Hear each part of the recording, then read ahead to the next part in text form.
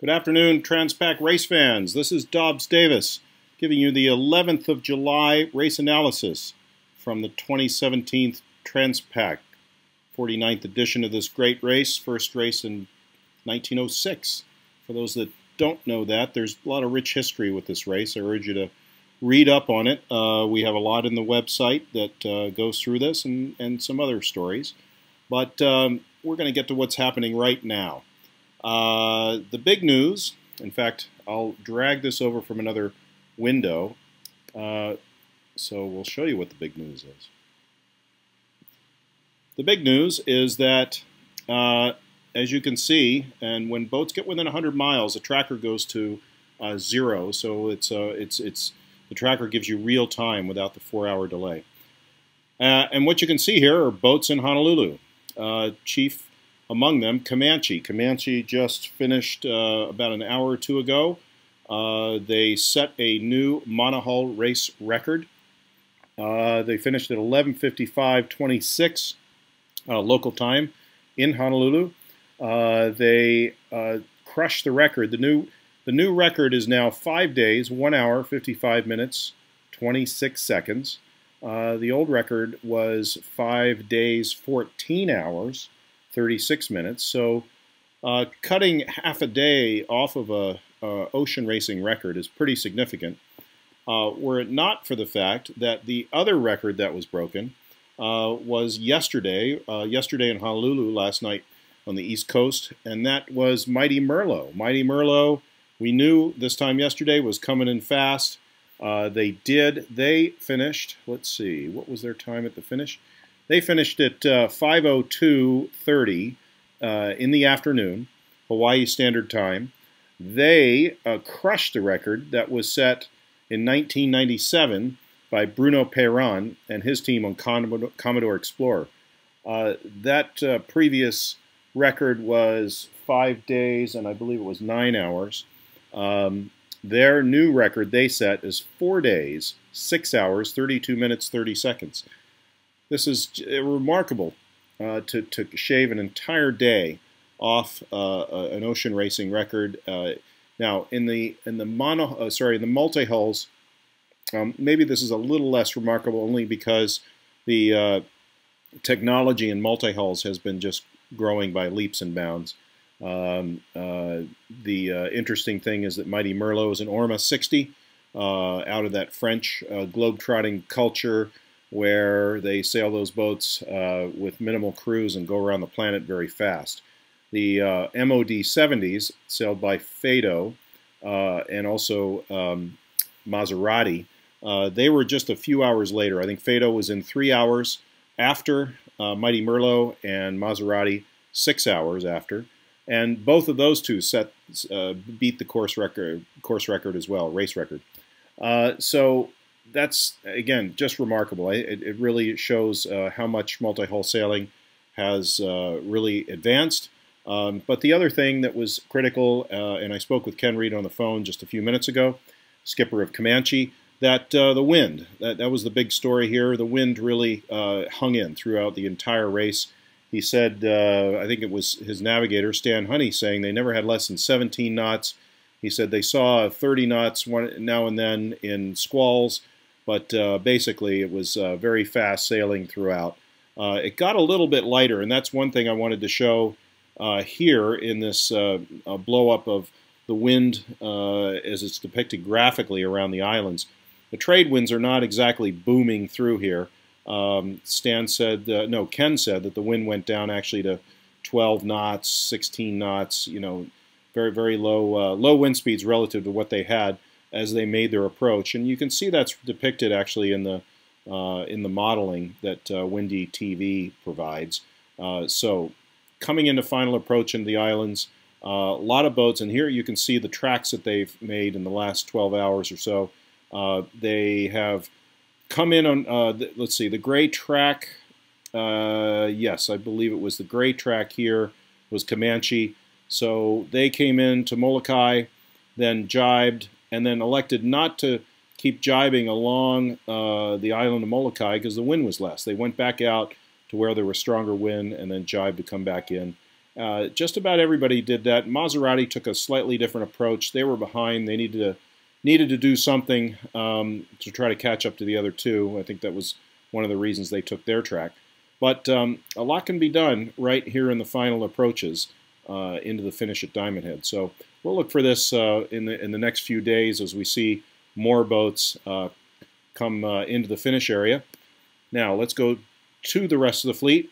Here's our tracker for the remainder of the fleet. We'll zoom in a little bit here. Have a look. Once again, pretty good consolidation.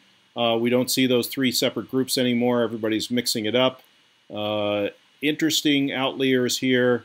Mr. Bill had committed south early. They're going to stick by it because the angles are probably such that if they try to jibe back onto starboard, they're not going to consolidate very fast with the rest of the group. So they're choosing this southerly track in the hopes that there's more breeze.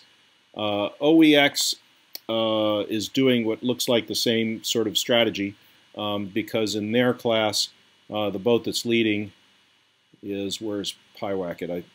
Pyewacket might be up here. No.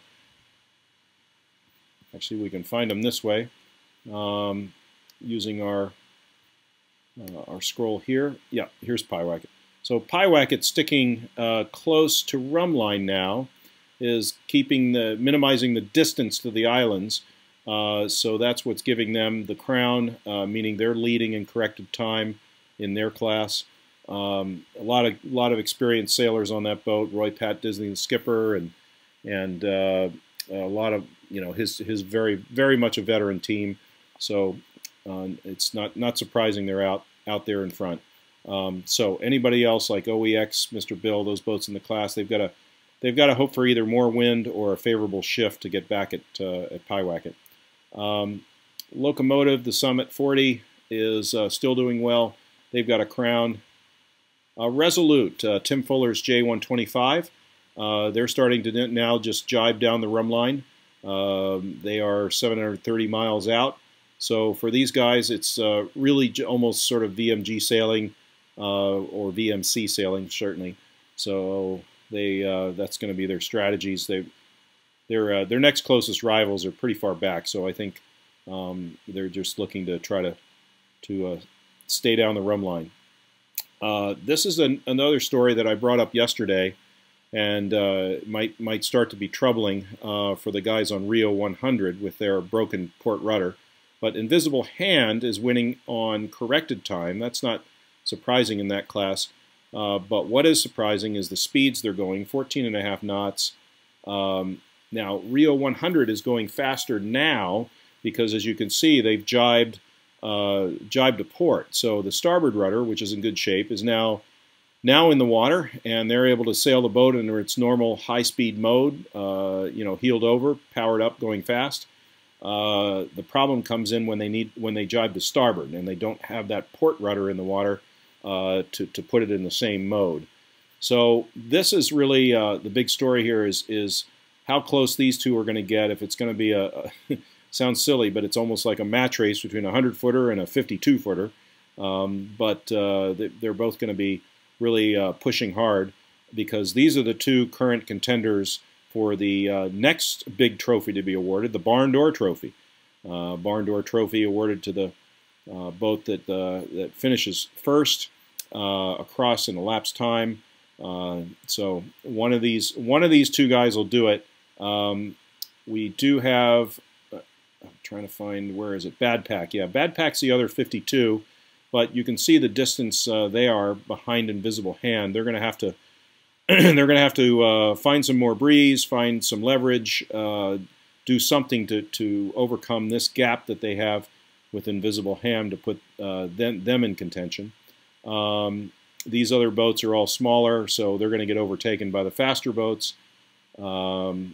And Pyewacket, again, back here. These guys back here will be going for corrected time victories in the King Kalakaua Trophy that is awarded to the top boat in corrected time. 2 years ago, that was won, of course, by Grand Illusion.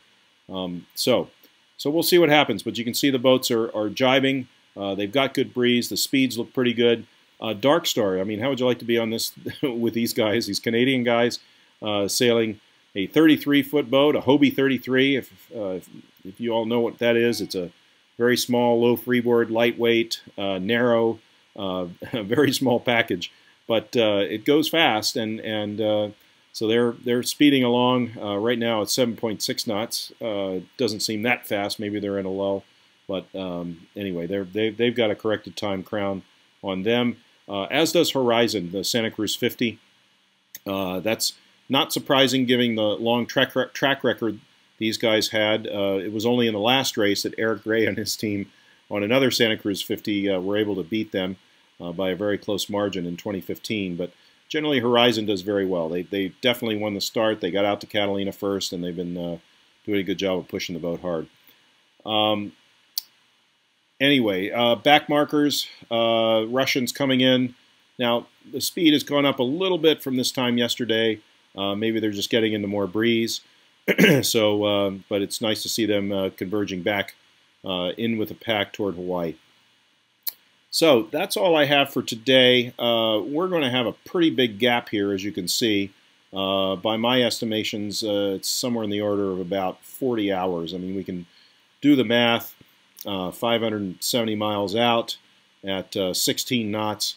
So that's quite a bit of time. We won't have any finishers tomorrow for sure, and probably not until late the next day will we start seeing who's going to be our barn door trophy winner coming in. Everybody back here is eligible except for the Multihulls, but everybody else is because they don't have powered systems like Comanche had. So that concludes my show for the day. Thanks for tuning in. We will have another show tomorrow from Honolulu. Maybe I can get Ken Reed and some of the other team from Comanche, or guys from the Multihulls, from Mighty Merlot, to come talk with us and have some guest appearances. So thanks for tuning in. I'm Dobbs Davis signing off for now, and we'll see you tomorrow.